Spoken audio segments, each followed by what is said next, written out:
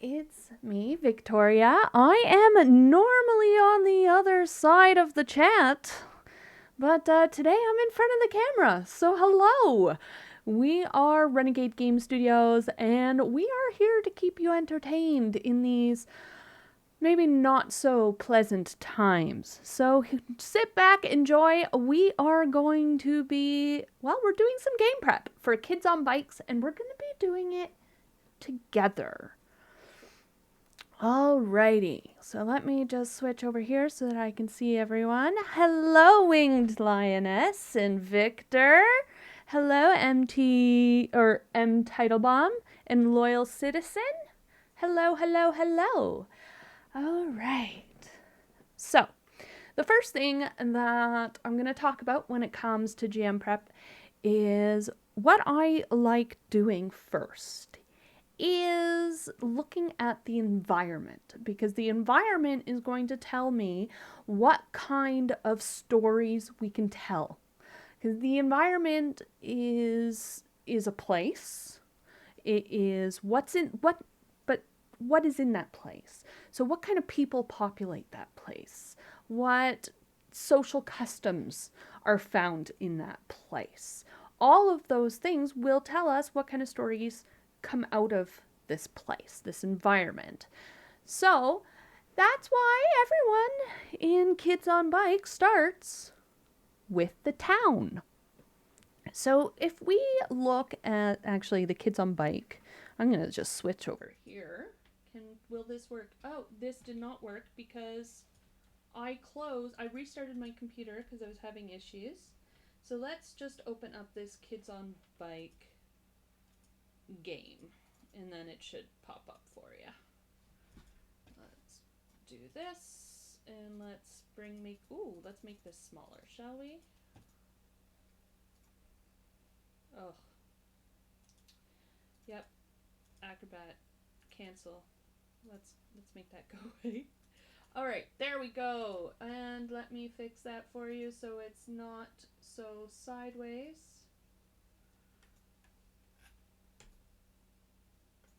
There we go. Here we are. Oh, my mic turned off or my mic changed? Well, that's odd. I haven't changed a single thing. Can you hear me? I will just wait for you to say something. Can you hear me?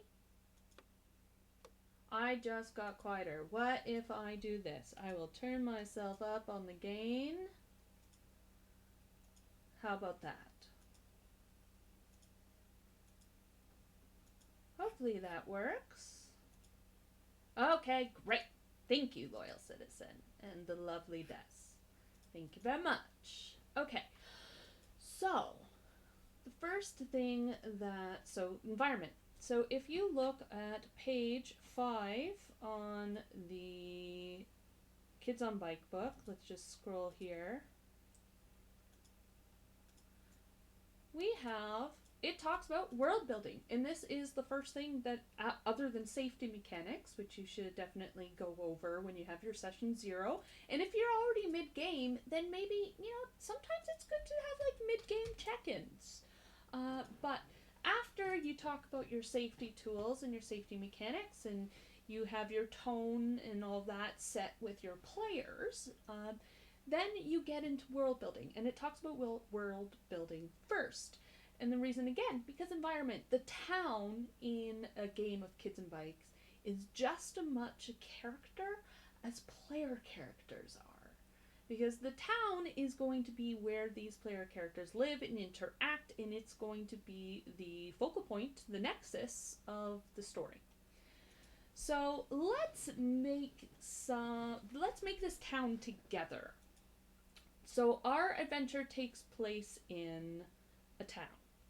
And let's talk about the industry that our location is best known for. So what are some interesting... I'm going to put up some polls here. What are some interesting different towns that we could create for a Kids and Bike? What different industry? I think a lumber town is interesting. You can have a lot of cool, interesting lumber stories. What else? Does chat have any other ideas for a town that you would want to take a look at? Textile town. Okay, yes, they make textiles. That's good, Victor. Thank you. Textiles. Lumber. A military base. Okay, yeah, a military base. Oh, because then all of those secrets things going on. That would be fun. And a port town. Okay. So we have lumber, textiles, military, and port town. So I'm starting a poll up here. And if you just click on the screen for the types of towns that you think that we should have car fresheners. There's a car freshener factory in town. That should be going up. Wow, I am now seeing the kind of delay that the polls now have on the screen. Oh, you know what? That would also be because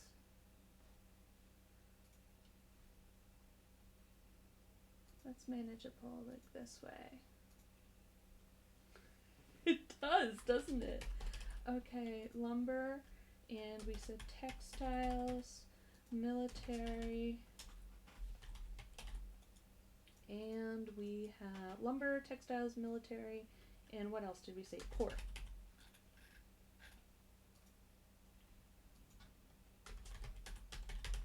What industry? Oh, I'm getting a service error. Try again in a moment for the poll. Well then, thanks technology. So, why don't you just type 1 in chat for lumber, 2 in chat for military, 3 in chat for textiles, and 4 for port. And that includes you on Facebook, everyone, because I'm taking a peek at chat in there as well.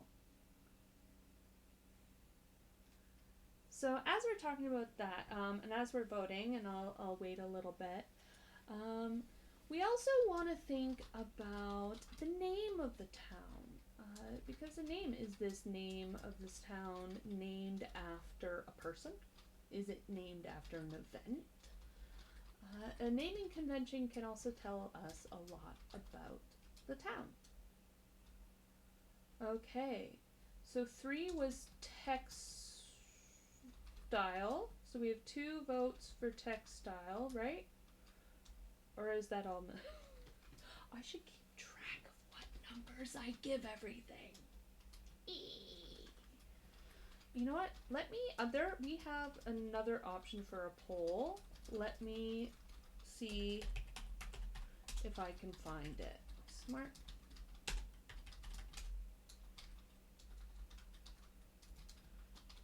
Because then I don't have to remember things. Where's the browser?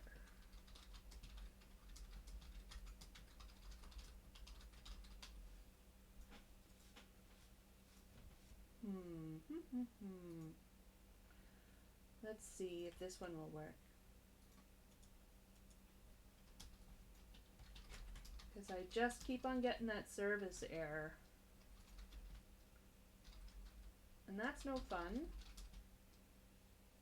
Let's see what this, oh yeah, there we go. It's working, this one's working, yay, I got it working again. So why don't you vote there? Which one? Just click on the,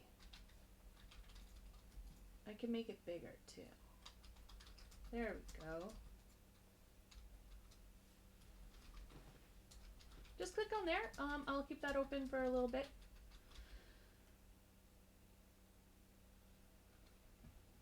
Okay, so I think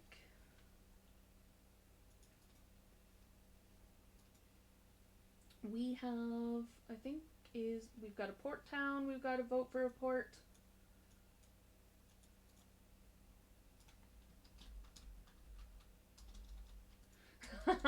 Victor, you're gonna have to talk to Desiree about that. That's all Desiree. I don't know. Maybe she's secretly on Team Ruel. Maybe she's secretly voting and is part of Ruel's family. Online family. Maybe.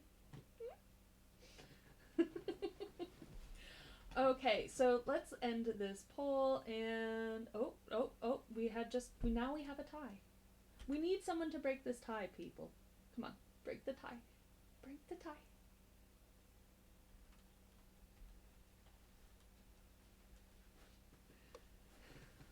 Oh, yeah, you can change it. Okay, so what? Your vote isn't counting? I don't know why. But we do have a tie.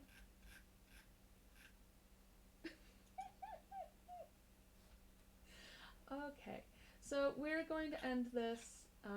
We're going to end this poll here. And you know what? It's we're going to say it was the port because I said lumber and someone else said port. So we'll go with a port town. So we have a port town. So let's write that down. The town. It's a port town. Oh, I should probably make my font bigger so you can actually read things because I was testing it. And I'll make it bold too. It makes it easier to read. So we have a port town. So this is a port town, but it's a small town, so it can't be anything too big. It can't be a big port town. So this is just like a basic shipping town. Like a fishing town, maybe? So we're on the coast. So that tells us. Now I'm just picturing... now I'm picturing Cabot Cove from Murder, She Wrote. And I'm excited about this because I'm a big Murder, She Wrote fan. Alright. So then we have another question that we want to know. What is our town famous for? And that, yeah, what are some ideas that our town is famous for? But we need 4 ideas for the poll. We can make a new one. Oh, I don't want to start a new one. I want to make a new one. I think we could be famous for our crab cakes.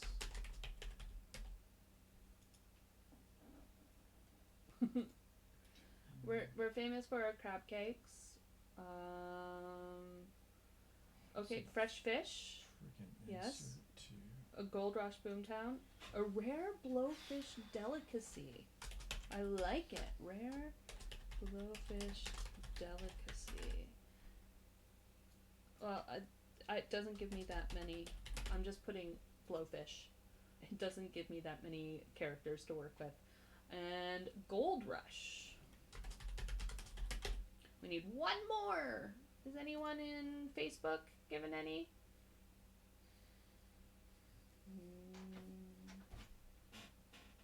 No.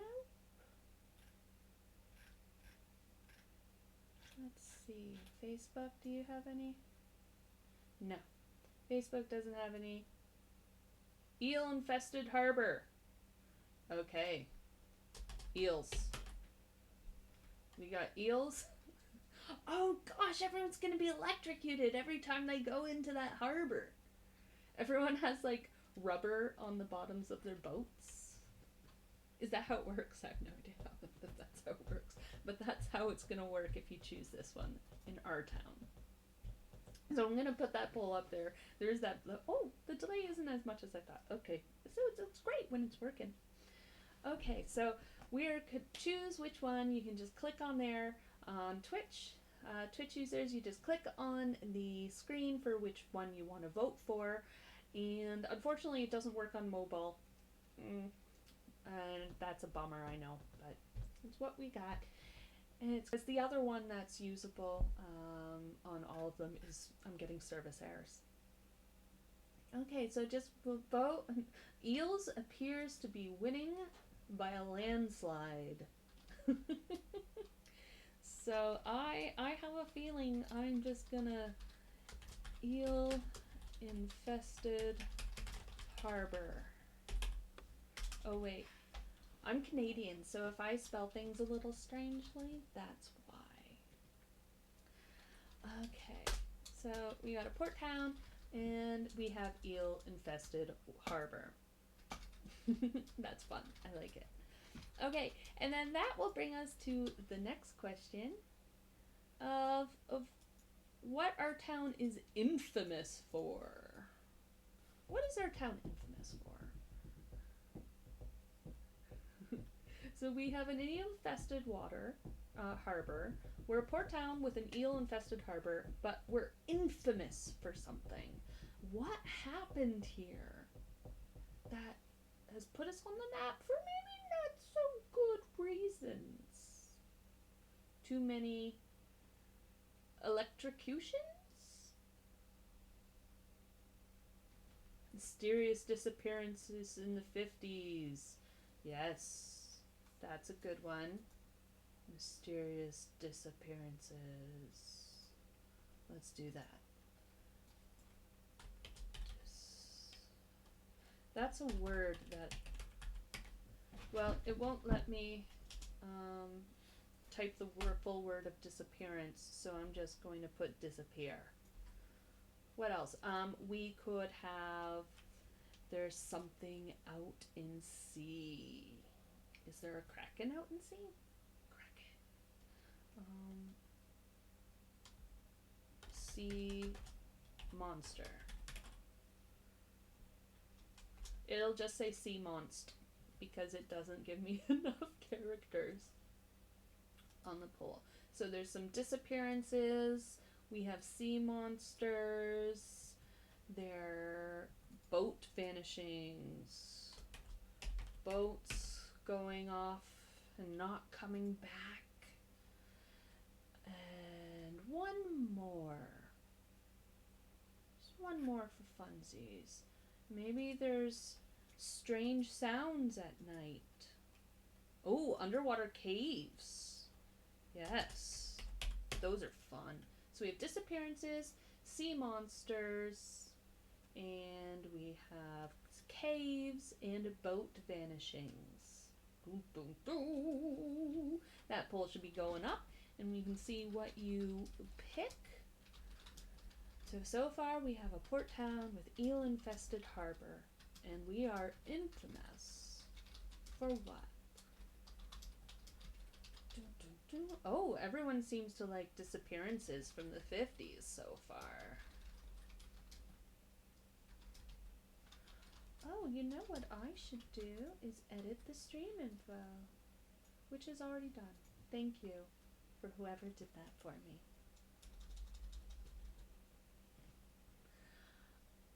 Okay, so we've got 100% people have voted 100% for Disappearances, so I'm going to stop that.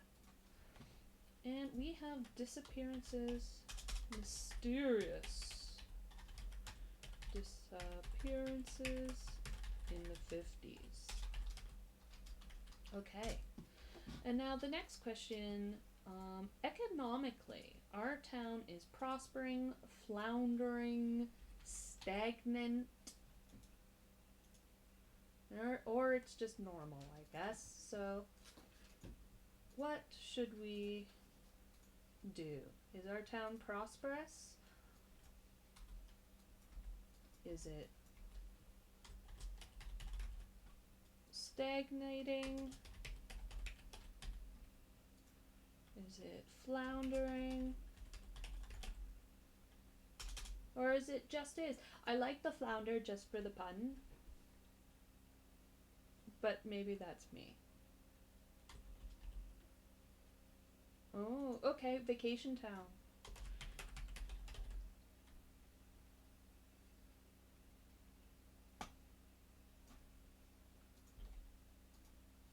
Okay, so there we go. That poll is up.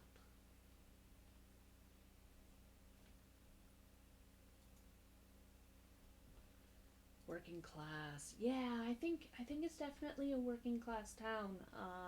Just, it's a port town.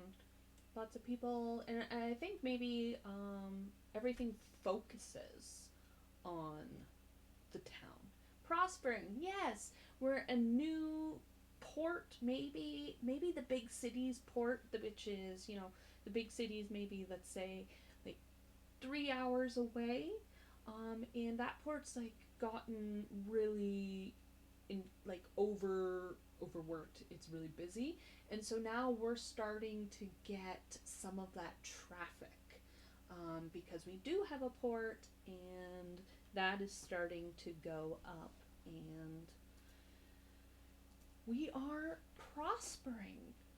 Okay, I like the fact that we're prospering. It's nice. All right. So we are a port town, we're eel-infested harbor, and we have some mysterious disappearances in the 50s, and we're prospering.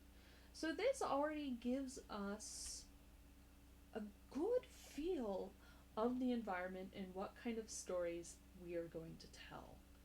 Because what's causing all of those extra eels in the harbor? That's what I want to know. Why do we have eels in the harbor? And I think the answer to that question is going to be the answer of this entire adventure. Because remember, when you are the GM, I always like to start backwards. Is I create the environment, so I have the environment, and I see what kind of stories are going to be told within that environment.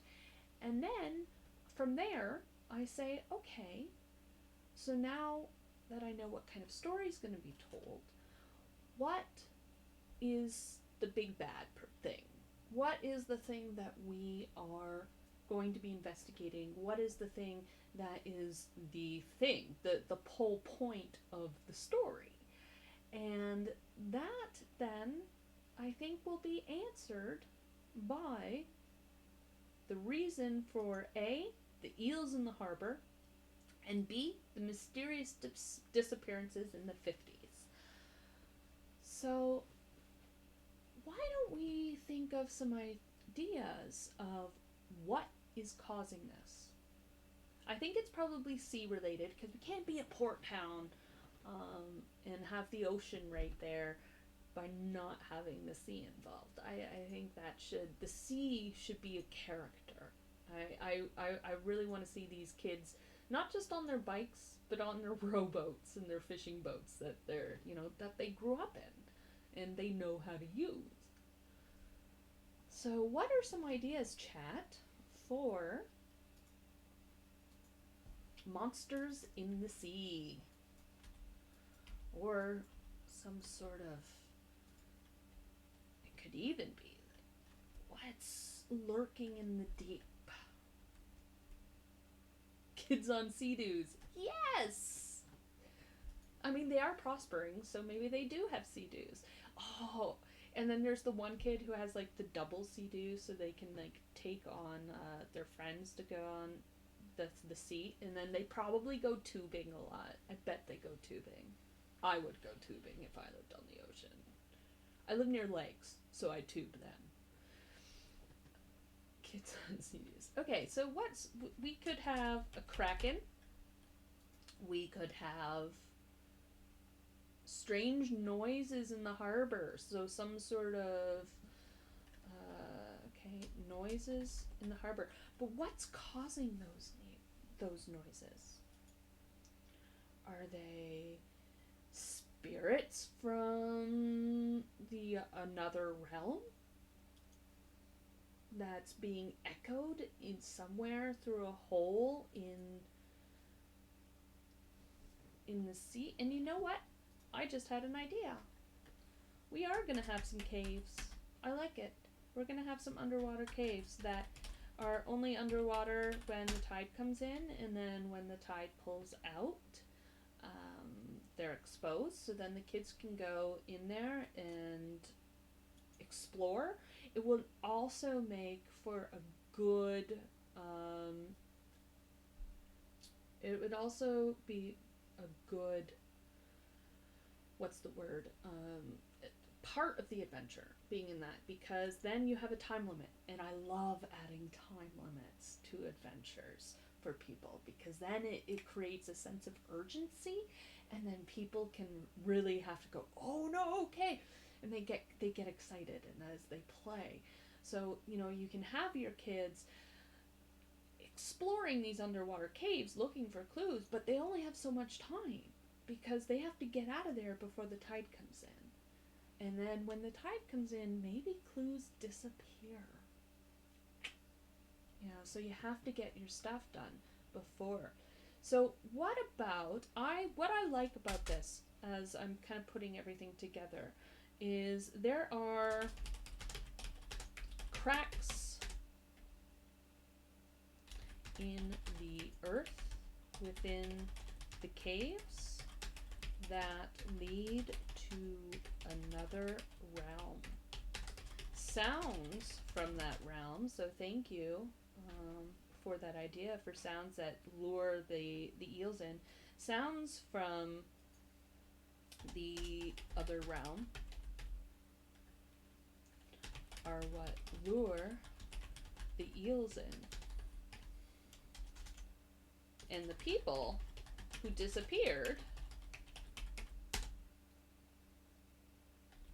went to this other realm.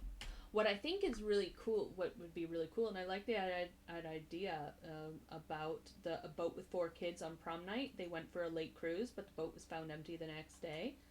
I think they, as they went for the cruise, decided it was prom night, and they, maybe a little bit of hanky-panky. And so they went to the caves, but dun dun dun, they got sucked in to that other realm. I think that's fun. And it also brings in the strange and the mysterious and the monstrous to the game, which is what this game's all about. Okay, so there we go. So now we have the whole reason we have an adventure. So that's fun. Okay, so then that brings me to Act 1, the setup. And the reason why I like using the 3-act structure in a game like Kids on Bikes is because Kids on Bikes are based on television shows and films that are, kind of like it's not Monster of the Week, but there are, strange things happening, and these shows are structured in a 3-act format. So that's why I like to structure a Kids on Bike game in the same way. And also, if you look, so we are going to, let me just copy this, because I'm going to switch over to this. And I'll turn myself up a little bit since you said I was a little quiet before. If you look at the game, you can see this is the House on Poplar Court, which is a pre-made module that we with Hunters Entertainment have created for people to play. It's a pre-made module. This is actually on Roll20 that I'm showing you here. And I wanted to show you this because we're all social distancing, so this is a great way if you need some extra help. But also I wanted to show you what an official adventure looks like, so that it just kind of makes it a bit easier for us. We can just follow the format, because if it's not broken, don't fix it. Just don't reinvent the wheel. Just follow the formats that the professionals have already done. That's what I do. So you can see that they themselves actually do it in Act 1, Act 2, and Act 3. So what should each one of these contain? These need to contain... Act 1 is the setup. This is where the kids find out the mystery. and realize, oh, we've got to do something here. So that's going to be Act 1. Act 2 is the main event. That is doing the thing that they need to do in order to achieve what it is that they're trying to achieve. And then Act 3 is the resolution, is everything comes down to a head, all the prep work has been done, now we're gonna finally finish the thing, and it's the end. It's the end of the adventure. So the setup. We have kids who are looking... What are they? Are they bored? Are they picking around the underwater caves and someone finds something? What do you think? What do you think they found in that? Let's do a poll. Let's do another poll. What do you think they found in the caves, these kids, as they were poking around, having fun, getting away from mom and dad?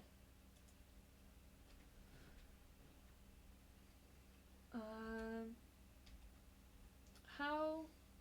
Oh, well, thanks, Groovy Gorgar. I'm glad you're enjoying this and you're getting something out of this.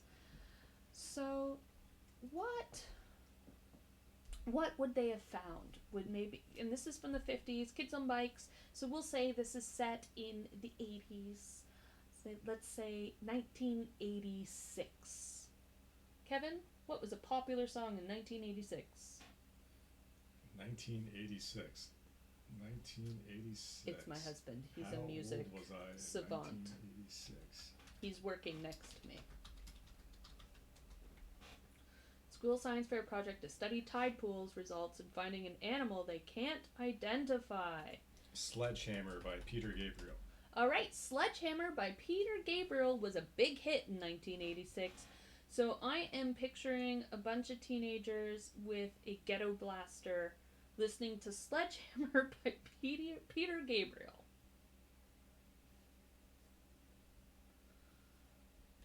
Okay, so they found an animal. What else could they have found? Maybe they find an engraved wristwatch, because that engraving was one of the kids that disappeared in the 50s. So now, that could be something, and people are like, oh wow, you found a clue from an old thing. What else? What else or something that they could find?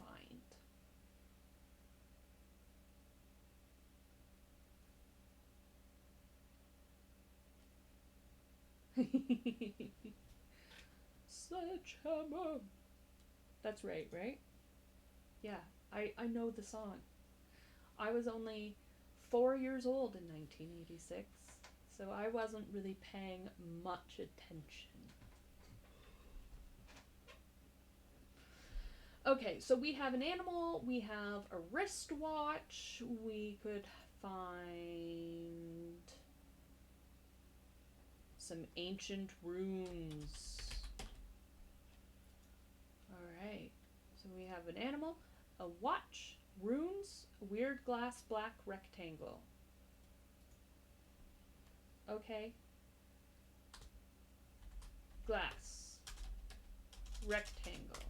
I don't know if rectangle will...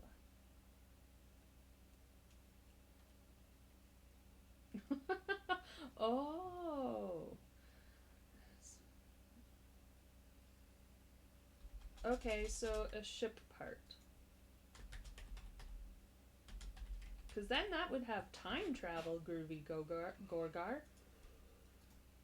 Okay, so I'm putting up that poll. You can click on that, see which one you want.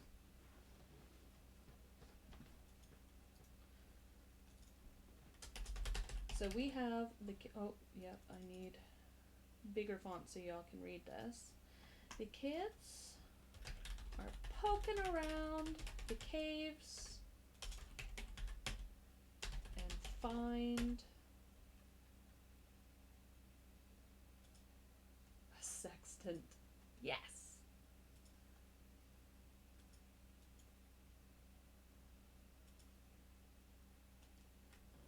Do you see it developing in my brain? My wheels are turning.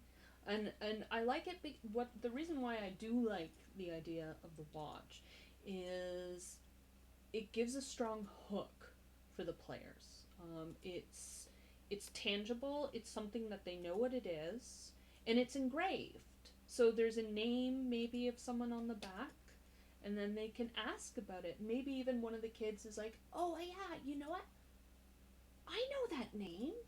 I've heard stories about those kids. Remember, you know that story that they always tell about the kids who disappeared on prom night and like they use it to scare us? It's that guy. It's that guy."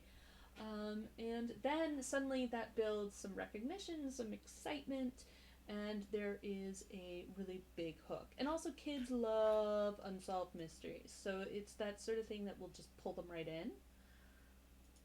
Okay.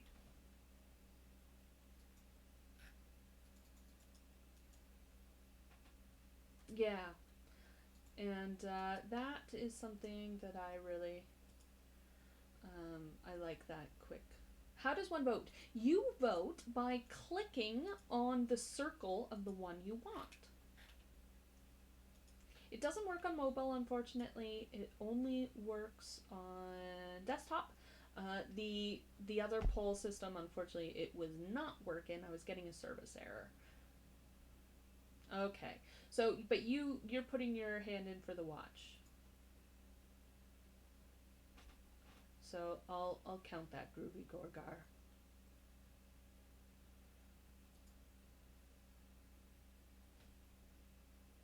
Okay.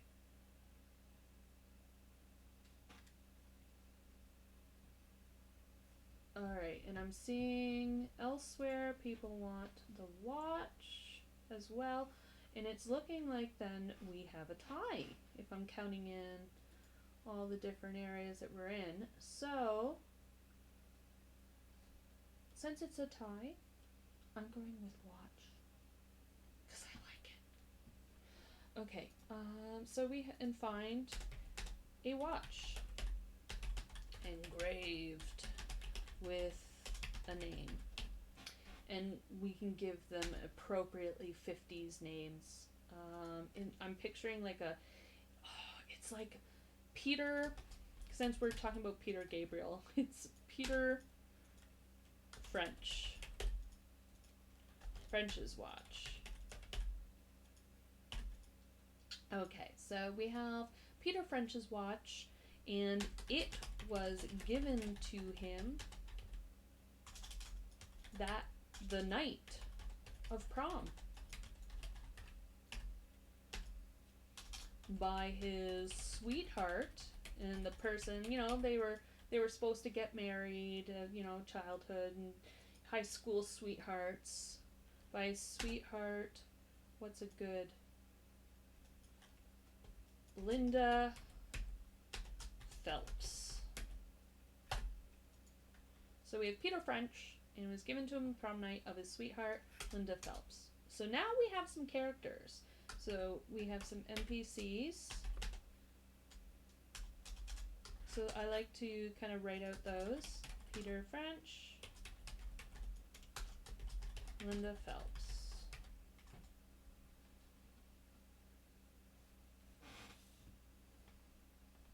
Okay, is that showing properly? Oh.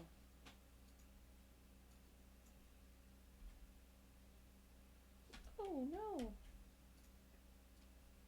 Okay, so there we go. We have underwater caves, port town, eel-infested harbor, mysterious disappearances in the 50s. They're prospering. There are cracks in the earth within the caves that lead to another realm, and sounds from the other realm are what lure the eels in. People who disappeared went to this other realm. And yeah, it's this forever gal, and they went together apparently in this other realm, and perhaps our teens need to save them. I don't know, has anyone seen, and this is also, don't be afraid to take inspiration from films, books, anything, right? I'm actually getting some really good vibes. Oh, there's my dog. Vibes of, did anyone else see that it was an old Disney film from the 70s? It was when Disney was getting a little weird in the 70s, and there was some films that were supposed to be for kids, but they were terrifying. Called The Watcher in the Woods, and I'm getting this Watcher in the Woods vibe from it, where these kids back in the day, they did some weird kind of ritual that they're having fun with, and then somehow they got abducted by aliens, and it was like really weird. Um, so that's what I'm imagining here. So we have the kids are poking around the caves, and they find a watch engraved with a name, Peter French's watch. It was given to him by the night of prom by his sweetheart, Linda Phelps. And let's go look. So this is what they're gonna do, and the whole point is they need to find out who the watch belongs to. And then perhaps even when they start... Oh, that is not what... I pressed something. Cancel. Let's do this. Let me fix this for you. There we go. So what if they hear noises while they're there? So after they talk about the watch,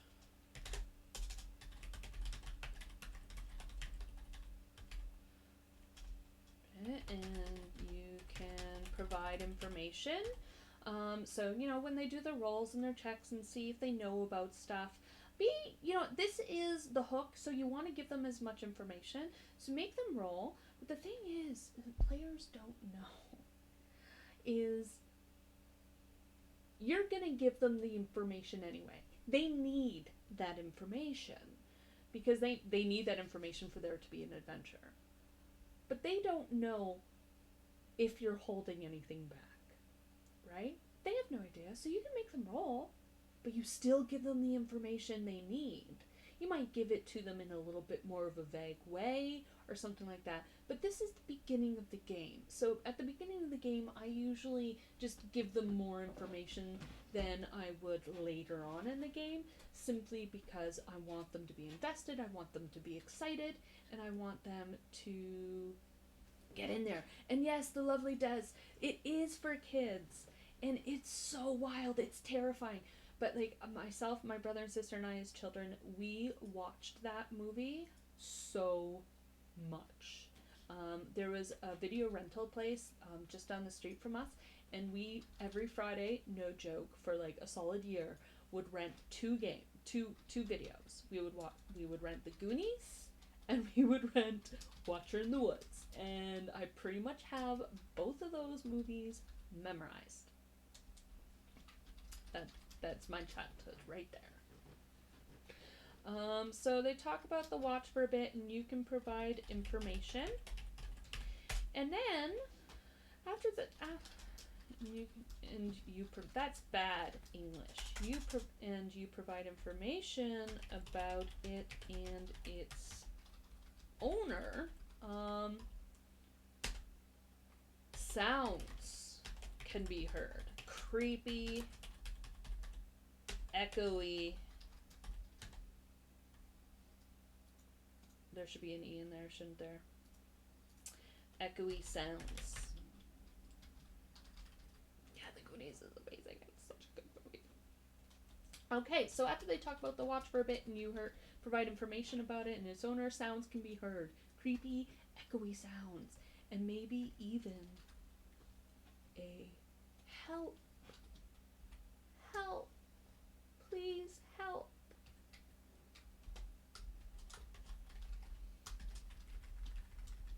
So we'll add that along with help, because that help is going to get yes, game biologist. Those films sometimes for kids are a little terrifying. And Watcher in the Woods terrified us. It scared us every time we watched it, but it's a lot of fun. What was that? Oh, maybe chat, you can help me. There was the other one, something Escaping Witch Mountain. I think that's another weird one. That one actually gave me nightmares. That's a weird one. So weird. Okay, so creepy echoey sounds along with help. And then maybe it just happens to be some sort of equinox, or, things are in alignment, and we can have maybe a conversation with one of the people. I think a conversation with one of the people. So there's an equinox. There's an equinox coming up. Oh, yeah. So maybe, oh, yeah. So the summer solstice is coming up,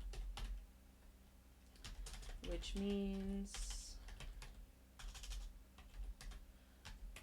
there'll be an alignment of the planes, these other realms.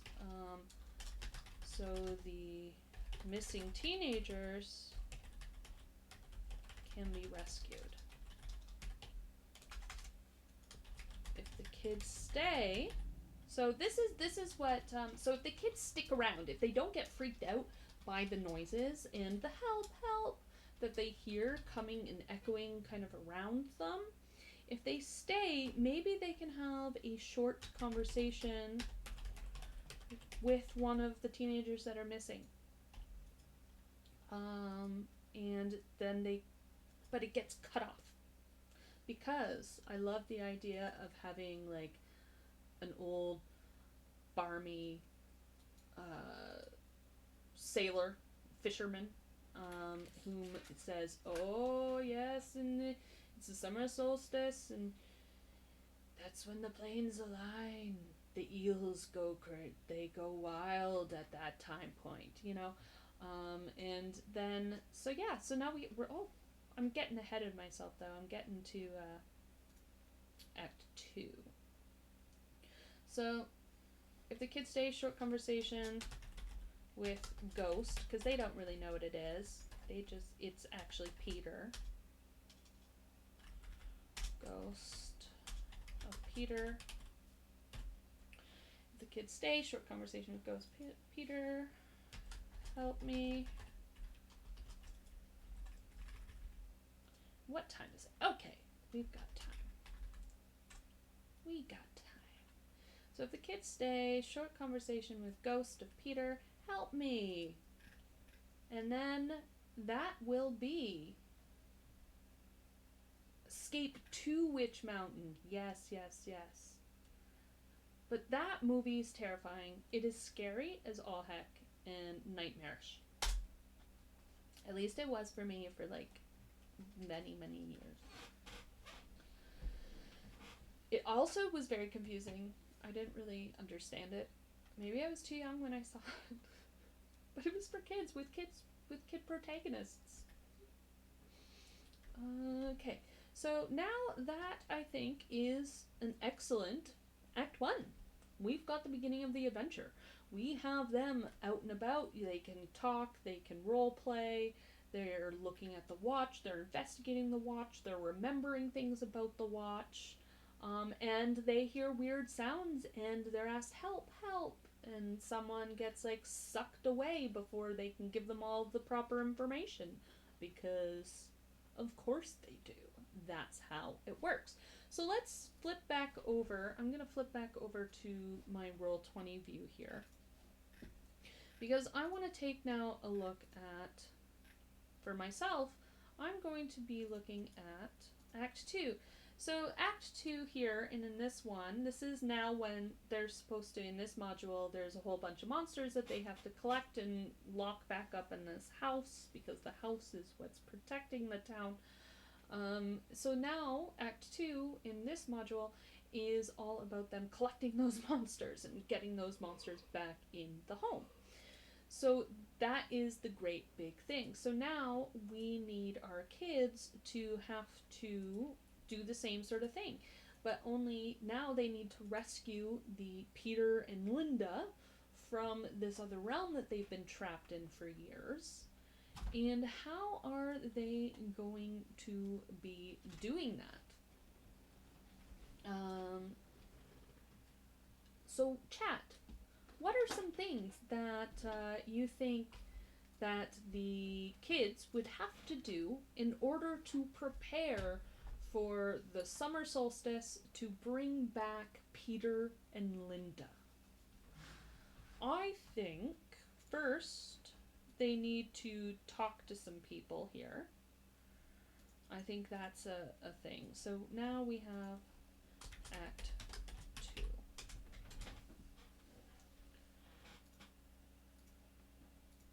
Okay, so we have Sailor Dan. Sailor Dan's an NPC. Sailor Dan is old and a bit barmy, I think. He's a fisherman, and like his father was, and his father before him.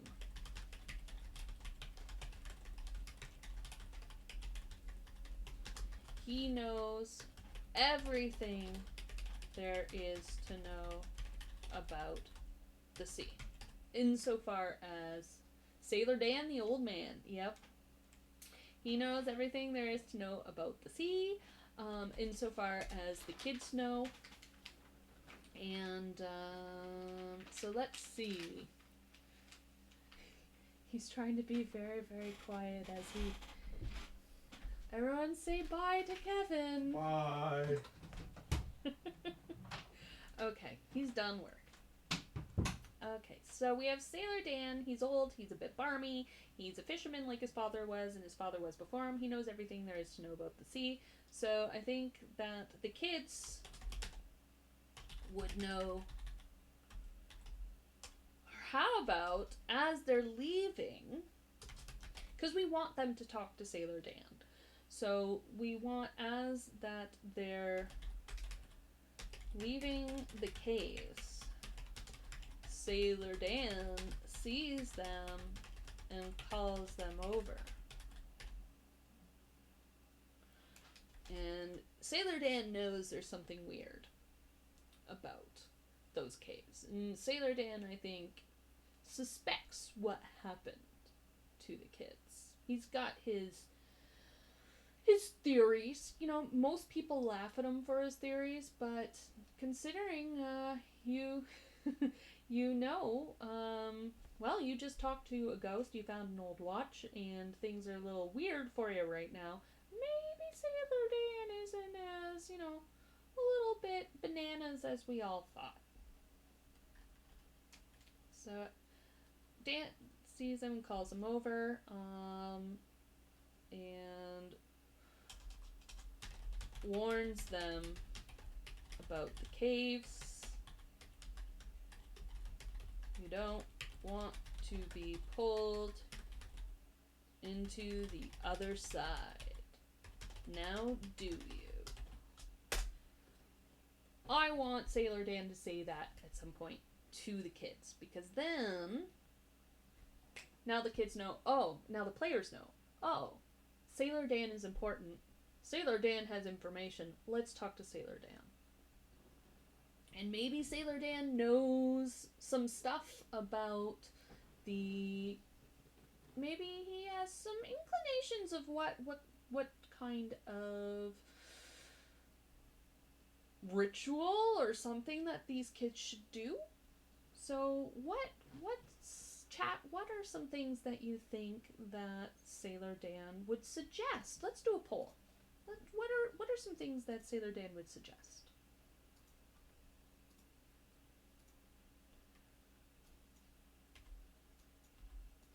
And you know what? We will take the top 2 things for just the sake of this. I would probably have, depending on how long I would want the session to be. If the session was to be a shorter session, I would probably just have about 2 options. If I wanted a longer session, I would have about 4 things that I would make them do. And that's how you can play with it. Also, if you know that your group is really into roleplay and they're going to roleplay things out, but you only have a set amount of time in which to play, then you add less, right? Sometimes less is more, especially if you do have that roleplay heavy group. If you have more of a group that's heavily more into mechanics of things and they like rolling and they like doing those sorts of things and less role play, then you might want to add a little bit more because they're not going to fill it in as much with role play as role players will. So you just, as a GM, know who you're jamming for, and if they are people whom with you have never played and you don't know their style, ask them. Just ask them straight up. What's your style of play? What is something that I like asking, and I do this at all conventions I run games at as well, is I go around the table, we introduce each other, and I ask them, what is your favorite aspect of role-playing games? That way I get a feel for everyone at the table, and then everyone at the table gets a feel for everyone else at the table, and then we can all work together to create the type of story that everyone will enjoy. And then once I get those answers, I will augment. Sorry, I talk with my hands a lot, and I sometimes knock my mic. And so that way you can get that story that everyone likes and everyone else knows, and you can tailor that. So if you realize, oh, I've got a group of role players here, well then you take out some of those mechanic-y things out to fit so that they can fill in that space, and then vice versa. So you just play with it. So what are some of those things that Sailor Dan will have? Yes, he can be a hardcore cigarillo smoker. Yes, he can totally. I like it. And I picture him with a lot of stubble and with like a raincoat and rubber boots and a hat. That's how I picture Sailor Dan. Like that gray stubble all on his face. Sailor Dan. Okay, but what are some of the things that Sailor Dan suggests that these kids do if they want to help Peter and Linda? And you know what? Oh, my heart. You know what? I think Sailor Dan was with Peter and Linda, and he escaped.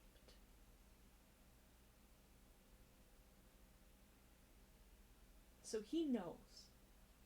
He knows, but he's too scared to go into those caves. That's why you never see him in the caves, and why he always warns people out of the caves. Yes. So he was with. This is just some of his backstory.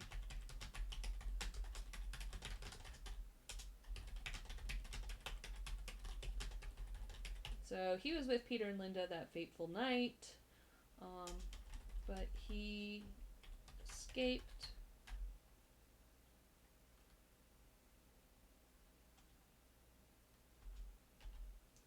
With Peter and Linda that fateful night, but he escaped. So he knows what happens. No one ever believed him.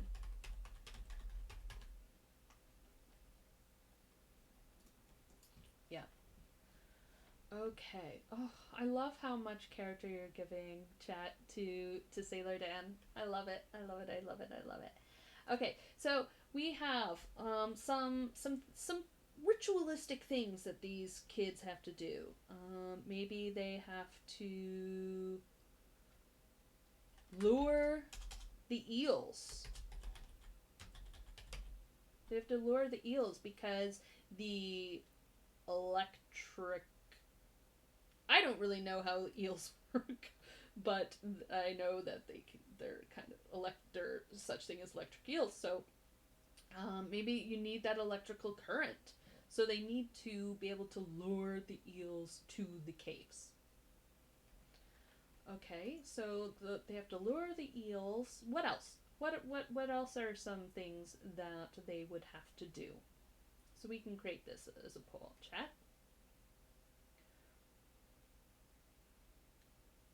I know you have some ideas. I know you do.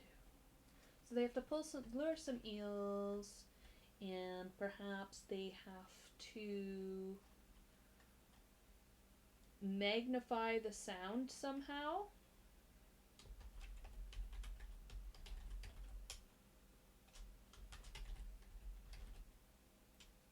They have to lure the eels, they have to magnify the sounds.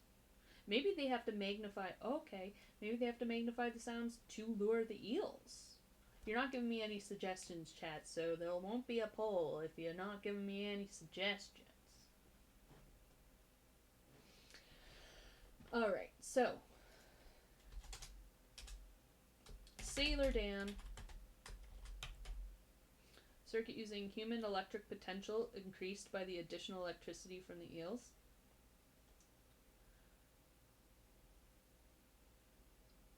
I mean, I don't want the kids to electrocute themselves. That doesn't seem kids on bikes friendly. That might be horrifying. There's always blood in these things. Yeah, they have to make a blood oath. Yeah, I mean, this is for kids, and something about kids on bikes is one of the main rules is nothing bad ever happens to them. They always survive, and they're always good. So I don't want to put them in a situation where things are bad. So like blood. So Sailor Dan tells them they have to do certain things on the summer solstice.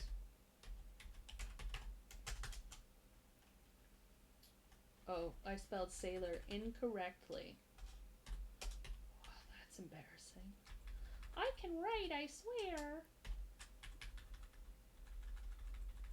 Okay, so have to do certain things on the summer solstice. So those things can include luring the eels into the caves by magnifying the sounds. Now they have to like steal like the AV equipment from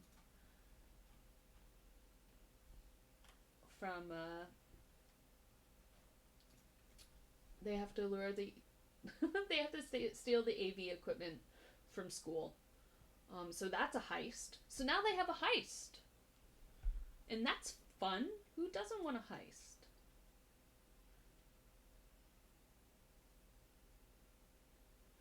Okay, I'm just reading this chat here. Not enough to kill, but enough to carry a current. By holding hands and putting a power source between two people. Okay, cool. So yeah, so they have to lure the eels by magnifying the sounds. They have to create a human circuit. And lure the eels into the caves by magnifying sounds. Steal AV equipment.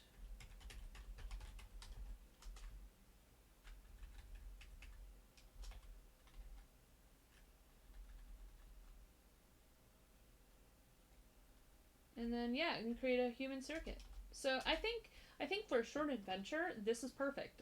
Because now we have a heist. They have to somehow steal the AV equipment from school, and create a human circuit. And yeah, definitely an incantation. And an incantation. Obviously, gotta have the incantation. And you can have them. Maybe Sailor Dan doesn't know what the incantation is, but you know, libraries are good sources for that sort of thing. Also, this also means that you don't have to write it. So that's another thing that I like to say, as just like as a little quick tip, is you do not have to write everything. Your players will write a lot of it for you. So, and that's also how you get them engaged. It's how you get them into it, because they get to be a part of the story. They get to start creating the story. And that's how Kids on Bikes is really about. It's about collaborative storytelling, collaborative world building. So you can have that incantation is the kids can come up with that. The players can come up with that. They can either come up with it themselves, or you can help them and be a part of it, by when they go study in the library, or they go talk to that one woman who always does the tea leaf readings out on her porch every day.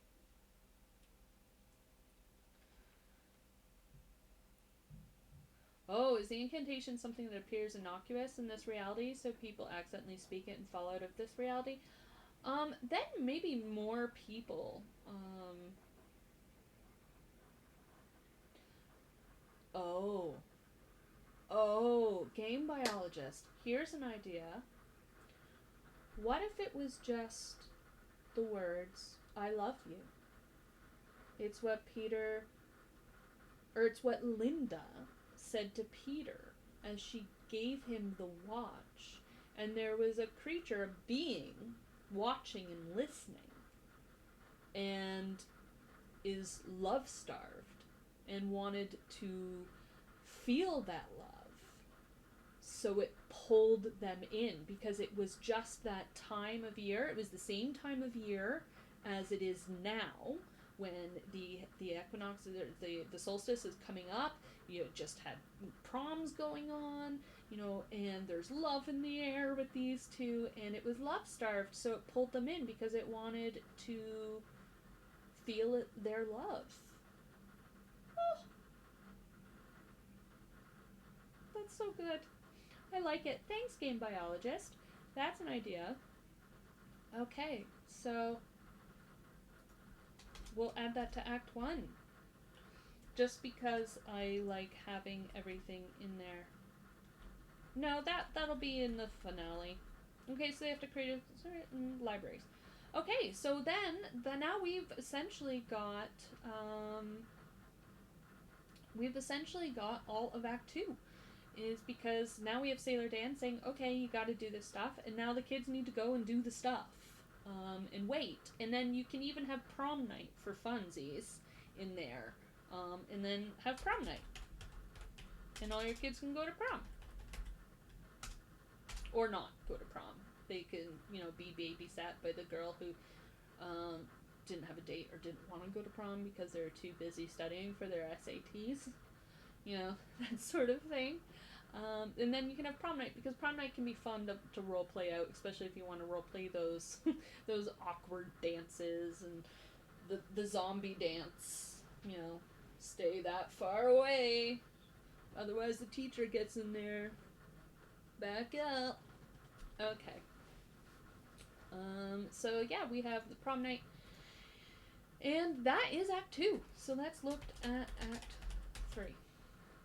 So when we look at over here on Roll20, and people have asked me when I was kind of putting some feelers of what people wanted out of this stream, some people are asking, okay, how do you prep for online games as opposed to in-person games? Mainly because online games, most people are playing online right now. I prep them the same way. And you can be fancier if you're using a program like Roll20 here.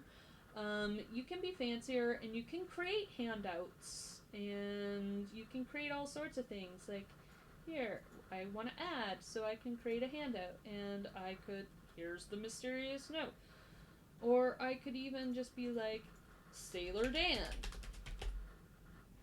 Oh, I keep on spelling sailor incorrectly. Sailor Dan, and then I can write a whole bunch. Old and barmy smokes cigarellos. Old environment, smoke cigarettes, save changes. And then I can then give that out to people so they remember.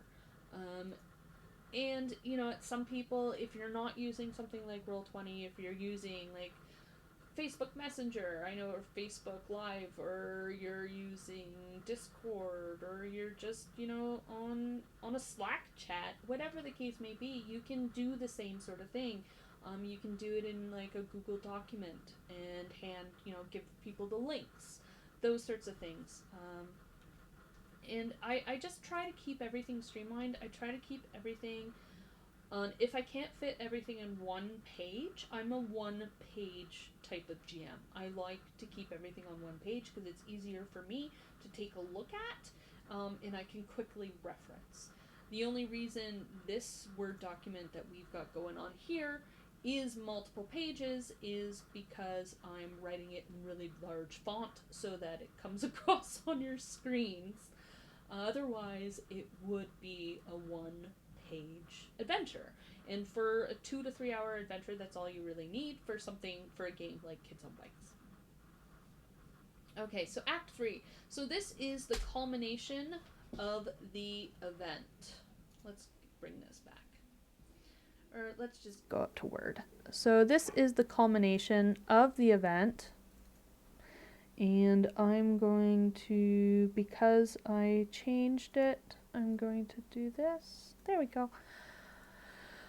So we have in Act 3, the culmination. So they have already stolen the AV equipment.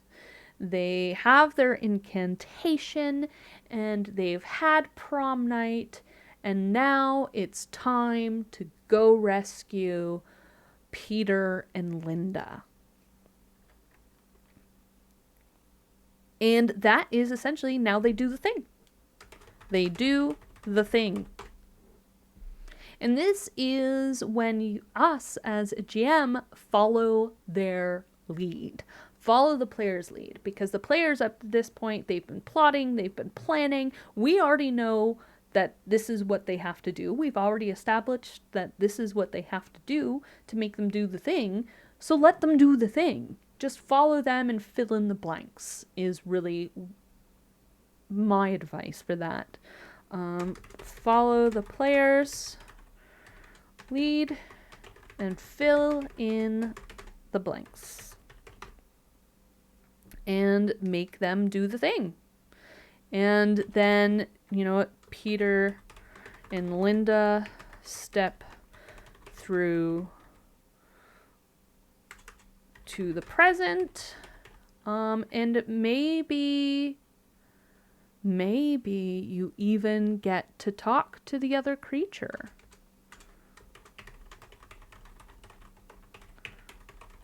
Maybe the creature's really sorry.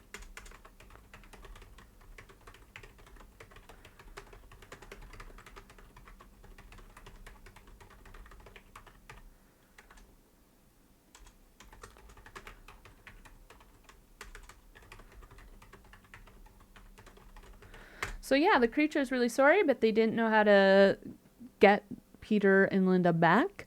And the creature just wanted love. So maybe the players decide, you know what? Well, we'll come and keep you company every so often and give you a chat. And that is the story of how the underwater caves of our port town became, instead of Lover's Point, it's Lover Caves. And how the scary thing turned into a positive.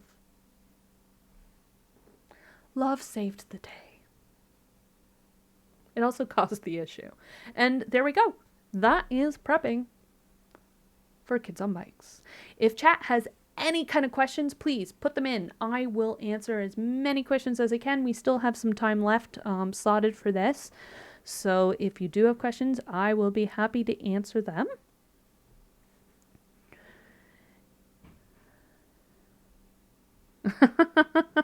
Yeah, and Peter and Linda were big war gamers. Maybe. And so instead of their watch, they found their old paint pots and brushes. And a ruler. Always a ruler. So no questions? I'm not seeing any questions here.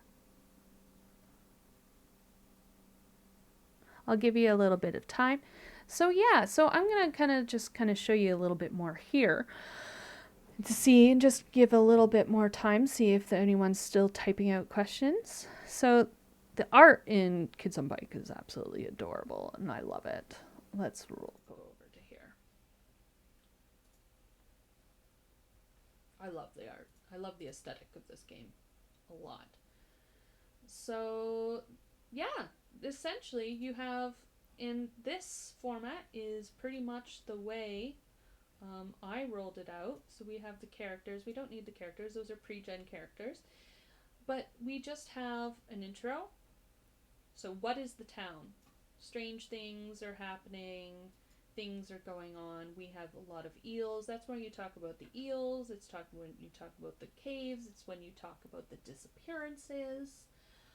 And then you talk about the people. And there's just a short blurb. So these are your NPCs.